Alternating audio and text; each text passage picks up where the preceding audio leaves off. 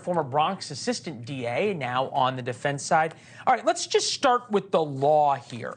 At what point, when someone has been threatening and abusive and all these things, and there's a fight and the guy gets put into a chokehold, I get up to that point if we assume all those facts.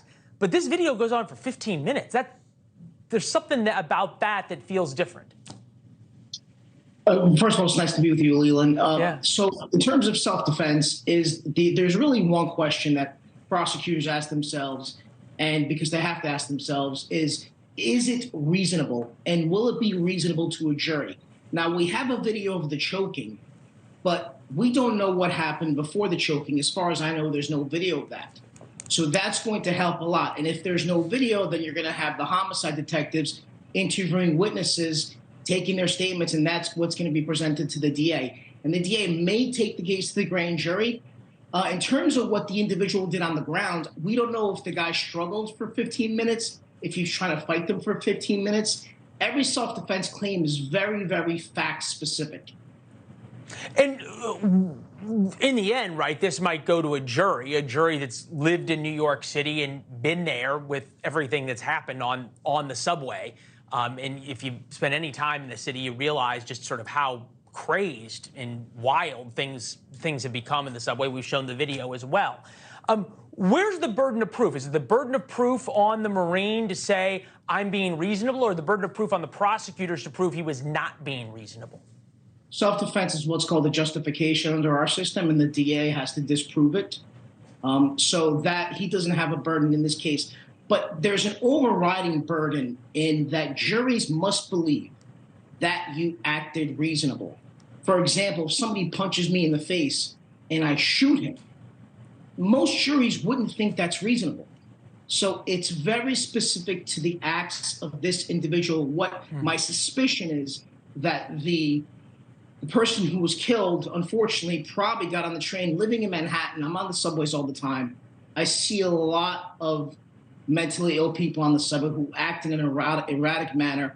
Most of the time, if you ignore them, you can be fine. But there are situations, and I've personally been in situations, and most New Yorkers have been in situations where you have to yourself act or be made aware that you will act, because the person sometimes can get dangerous.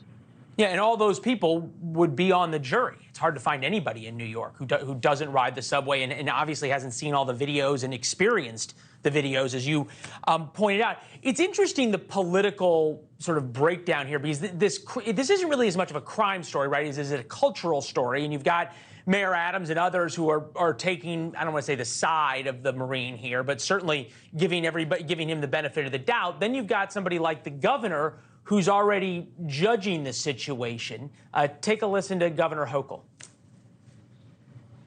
Okay, we don't have Hochul sound, but we do have sound of a lot of the protesters who have been demanding murder charges even before the investigation's complete. Take a listen.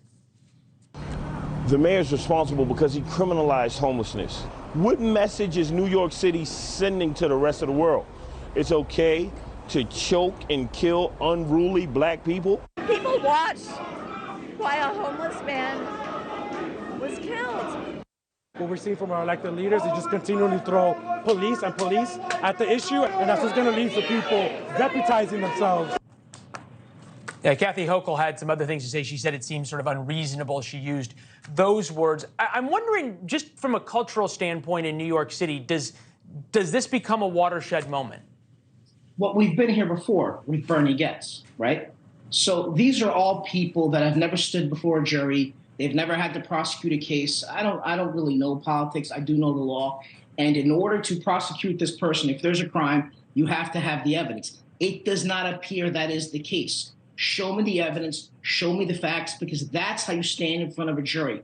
The fact that he was homeless and he was in a very bad situation does not negate his negative actions if he committed any. Got it.